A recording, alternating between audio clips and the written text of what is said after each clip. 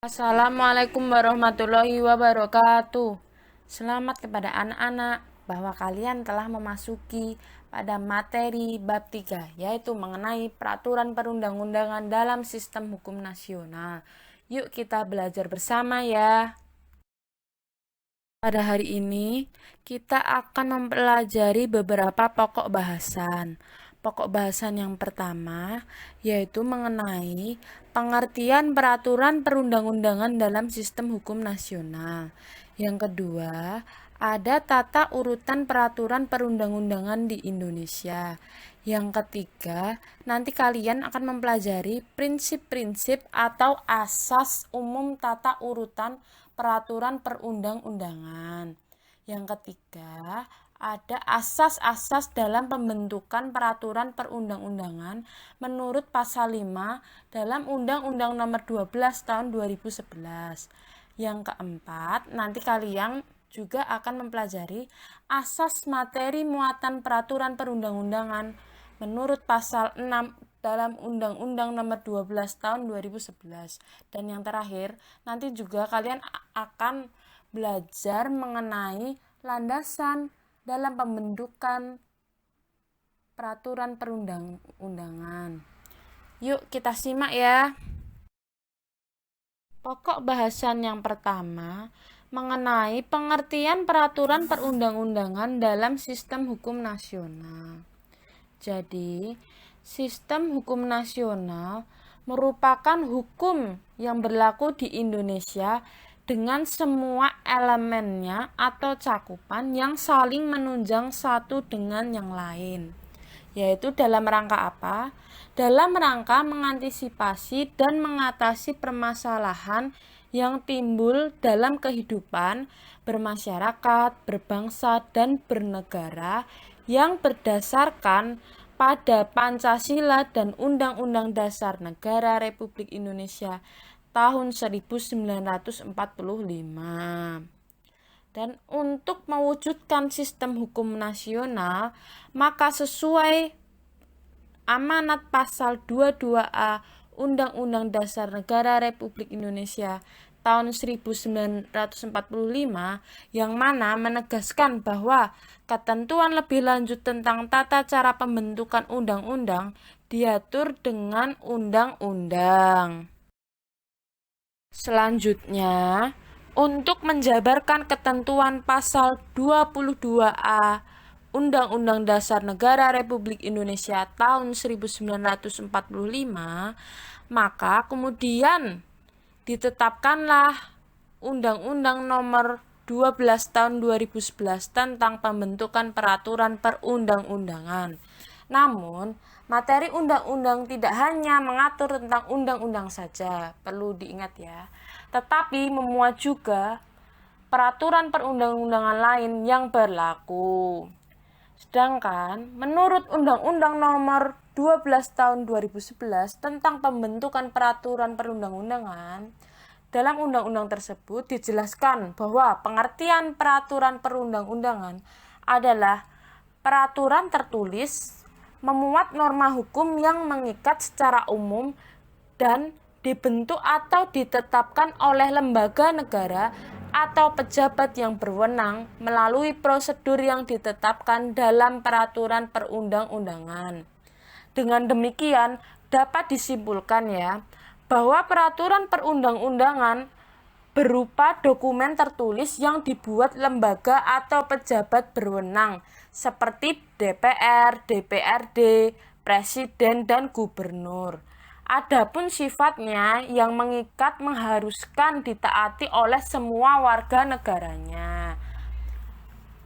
Kemudian, Pancasila merupakan sumber dari segala sumber hukum negara. Hal ini sesuai dengan kedudukan Pancasila sebagai dasar negara dan ideologi negara. Sehingga setiap materi perundang-undangan tidak boleh bertentangan dengan nilai-nilai dari Pancasila. Pokok bahasan kedua mengenai tata urutan peraturan perundang-undangan di Indonesia yang mana diatur dalam Undang-Undang Nomor 12 Tahun 2011 pada pasal 7. kalian amati ya gambarnya, bahwa pada urutan pertama atau tertinggi di atas itu adalah Undang-Undang Dasar Negara Republik Indonesia tahun 1945. Yang kedua adalah ketetapan MPR. Yang ketiga yaitu undang-undang atau peraturan pemerintah pengganti undang-undang atau disingkat Perpu. Jadi itu walaupun dua ya, undang-undang atau Perpu, tapi menduduki tingkatannya sama, yaitu posisi nomor 3. Yang keempat ada peraturan pemerintah. Yang kelima ada peraturan presiden. Dan yang keenam ada peraturan daerah provinsi. Dan yang terakhir ada peraturan daerah kabupaten atau kota. Urutan-urutan ini itu tidak bisa diubah-ubah, atau misalnya ketetapan MPR jadi nomor 5, terus peraturan daerah jadi nomor 3, tidak bisa, karena sudah tetap dan diatur oleh undang-undang, yaitu undang-undang di sini Undang-Undang Nomor 12 Tahun 2011. Jadi sudah tetap, tidak bisa diubah lagi urutan tata urutannya itu. Pokok bahasan yang ketiga yaitu mengenai prinsip atau asas umum tata urutan peraturan perundang-undangan. Tata urutan peraturan perundang-undangan disusun berdasarkan prinsip-prinsip atau asas umum yang berlaku dalam hukum sebagai berikut. Yang pertama, dasar peraturan perundang-undangan selalu peraturan perundang-undangan. Yang kedua, hanya peraturan perundang-undangan tertentu saja yang dapat dijadikan landasan yuridis. Jadi tidak semua peraturan perundang-undangan bisa dijadikan landasan yuridisnya. Yang ketiga, peraturan perundang-undangan yang masih berlaku hanya dapat dihapus, dicabut, atau diubah oleh peraturan perundang-undangan yang sederajat atau lebih tinggi. Jadi, kalau terdapat peraturan perundang-undangan yang lebih rendah posisinya atau kedudukannya, tidak bisa. Yang keempat, peraturan perundang-undangan yang baru mengesampingkan peraturan perundang-undangan yang lama. Maksudnya, jika ada pembaharuan mengenai peraturan perundang-undangan yang lama, jadi yang dipakai itu undang-undangnya yang baru, bukan yang lama. Selanjutnya, yang kelima yaitu peraturan perundang-undangan yang lebih tinggi mengesampingkan peraturan perundang-undangan yang lebih rendah. Jadi peraturan perundang-undangan yang lebih tinggi itu karena ya posisinya lebih tinggi, jadi mempunyai peran yang lebih daripada peraturan perundang-undangan yang di bawahnya. Yang keenam yaitu peraturan perundang-undangan yang bersifat khusus mengesampingkan peraturan perundang-undangan yang bersifat umum. Yang terakhir yaitu setiap jenis peraturan perundang-undangan memiliki materi yang berbeda-beda. Jadi dalam setiap peraturan perundang-undangan itu tidak semua materinya sama. Jadi berbeda-beda satu sama lain yang diatur, maksudnya yang diatur atau pokok bahasan materinya dalam undang-undang itu berbeda satu sama lain. Pokok bahasan yang keempat adalah asas-asas dalam pembentukan peraturan perundang-undangan. Asas-asas dalam pembentukan peraturan perundang-undangan ditegaskan dalam pasal 5 pada Undang-Undang Nomor 12 Tahun 2011, yaitu yang pertama adalah kejelasan tujuan. Maksud dari kejelasan tujuan di sini adalah bahwa setiap pembentukan peraturan perundang-undangan harus mempunyai tujuan yang jelas yang hendak dicapai. Yang kedua adalah kelembagaan atau organ pembentuk yang tepat adalah bahwa setiap jenis peraturan perundang-undangan harus dibuat oleh lembaga negara atau pejabat pembentuk peraturan perundang-undangan yang berwenang. Peraturan perundang-undangan tersebut dapat dibatalkan atau batal demi hukum apabila dibuat oleh lembaga yang tidak berwenang. Misalnya yang berwenang di sini adalah DPR, yaitu sebagai pejabat pembentuk peraturan perundang-undangan. Yang ketiga adalah kesesuaian antara jenis hierarki dan materi muatan. Maksudnya adalah bahwa dalam pembentukan peraturan perundang-undangan, pembuat harus benar-benar memperhatikan materi muatan yang tepat sesuai dengan jenis dan hierarki peraturan perundang-undangan. Yang keempat, dapat dilaksanakan. Maksud dapat dilaksanakan di sini adalah bahwa setiap pembentukan peraturan perundang-undangan harus memperhitungkan efektivitas peraturan perundang-undangan tersebut di dalam masyarakat, baik secara filosofis, sosiologis maupun yuridis. Itu landasannya ya, yang filosofis, sosiologis maupun yuridis di sini nanti akan dijelaskan pada slide terakhir. Yang kelima yaitu adalah kedayagunaan dan kehasilgunaan. Maksud dari kedayagunaan dan kehasilgunaan di sini adalah bahwa setiap peraturan perundang-undangan dibuat karena memang benar-benar dibutuhkan dan bermanfaat dalam mengatur kehidupan bermasyarakat, berbangsa, dan bernegara. Yang keenam, kejelasan rumusan. Maksud dari kejelasan rumusan di sini adalah bahwa setiap peraturan perundang-undangan harus memenuhi persyaratan teknis penyusunan peraturan perundang-undangan, sistematika, pilihan kata atau istilah, serta bahasa hukum yang jelas dan mudah dimengerti, sehingga tidak menimbulkan berbagai macam interpretasi dalam pelaksanaannya. Yang terakhir ada keterbukaan. Maksud dari keterbukaan di sini adalah bahwa dalam pembentukan peraturan perundang-undangan, mulai dari perencanaan, penyusunan, pembahasan, pengesahan atau penetapan, dan pengundangan bersifat transparan dan terbuka. Jadi tidak boleh ditutup-tutupi. Harus sifatnya transparan dan terbuka atau diketahui oleh masyarakat luas atau pihak manapun. Dengan demikian, seluruh lapisan masyarakat mempunyai kesempatan yang seluas-luasnya untuk memberikan masukan dalam pembentukannya.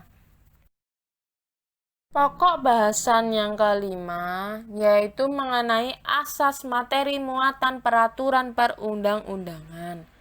Dalam pasal 6 pada Undang-Undang Nomor 12 Tahun 2011 bahwa materi muatan perundang-undangan harus mencerminkan beberapa asas, yang mana akan dijelaskan sebagai berikut.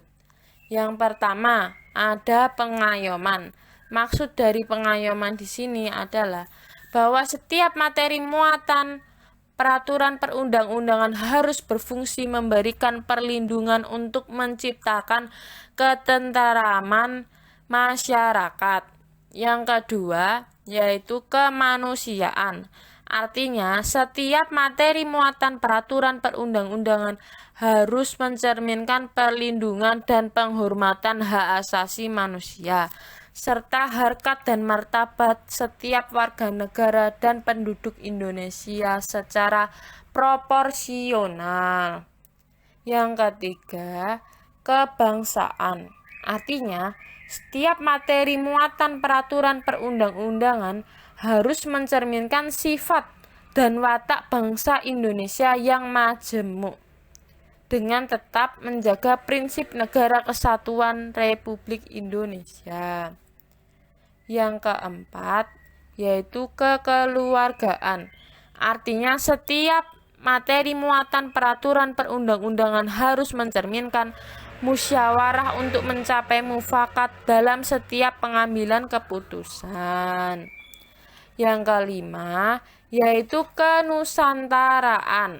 Artinya, setiap materi muatan peraturan perundang-undangan senantiasa memperhatikan kepentingan seluruh wilayah Indonesia dan materi muatan peraturan perundang-undangan yang dibuat di daerah merupakan bagian dari sistem hukum nasional yang berdasarkan pada Pancasila dan Undang-Undang Dasar Negara Republik Indonesia tahun 1945.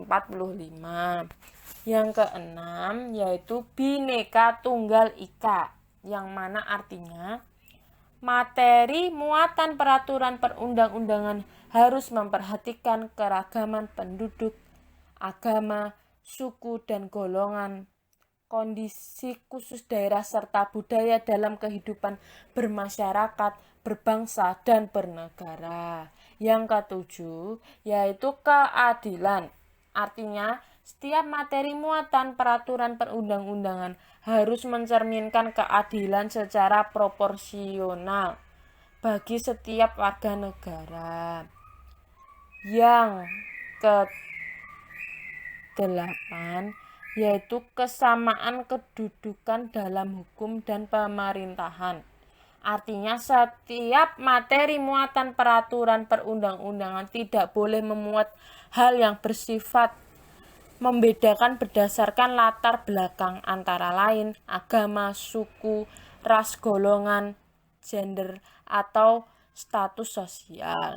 Yang kesembilan, yaitu ketertiban dan kepastian hukum. Artinya, setiap materi muatan peraturan perundang-undangan harus dapat mewujudkan ketertiban dalam masyarakat melalui jaminan kepastian hukum.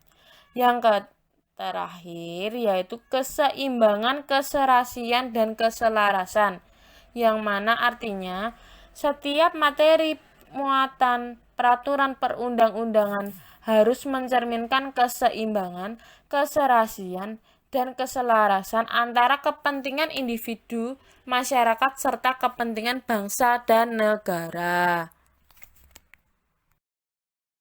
Pokok bahasan yang terakhir atau yang keenam adalah landasan dalam pembentukan peraturan perundang-undangan. Ada 3 landasan ya. Yang pertama ada landasan filosofis, yang kedua ada landasan sosiologis, dan yang ketiga ada landasan yuridis. Yang pertama akan kita simak bersama mengenai landasan filosofis ya. Jadi, landasan filosofis merupakan pertimbangan atau alasan yang menggambarkan bahwa peraturan yang dibentuk mempertimbangkan pandangan hidup, kesadaran, dan cita hukum yang meliputi suasana kebatinan serta falsafah bangsa Indonesia yang bersumber dari Pancasila dan pembukaan Undang-Undang Dasar Negara Republik Indonesia tahun 1945. Yang kedua, yaitu landasan sosiologis. Jadi, landasan sosiologis merupakan pertimbangan atau alasan yang menggambarkan bahwa peraturan yang dibentuk untuk memenuhi kebutuhan masyarakat dalam berbagai aspek. Landasan sosiologis sesungguhnya menyangkut fakta empiris mengenai perkembangan masalah dan kebutuhan masyarakat dan negara. Yang ketiga yaitu landasan yuridis. Jadi, landasan yuridis di sini merupakan pertimbangan atau alasan yang menggambarkan bahwa peraturan yang dibentuk untuk mengatasi permasalahan hukum atau mengisi kekosongan hukum dengan mempertimbangkan aturan yang telah ada, yang akan diubah atau yang akan dicabut guna menjamin kepastian hukum dan rasa keadilan masyarakat. Landasan yuridis menyangkut persoalan hukum yang berkaitan dengan substansi atau materi yang diatur sehingga perlu dibentuk peraturan perundang-undangan yang baru. Beberapa persoalan hukum itu antara lain persoalan yang sudah ketinggalan, peraturan yang tidak harmonis atau tumpang tindih, jenis peraturan yang lebih rendah dari undang-undang sehingga daya berlakunya lemah, peraturannya sudah ada tetapi tidak memadai, atau peraturannya memang sama sekali belum ada.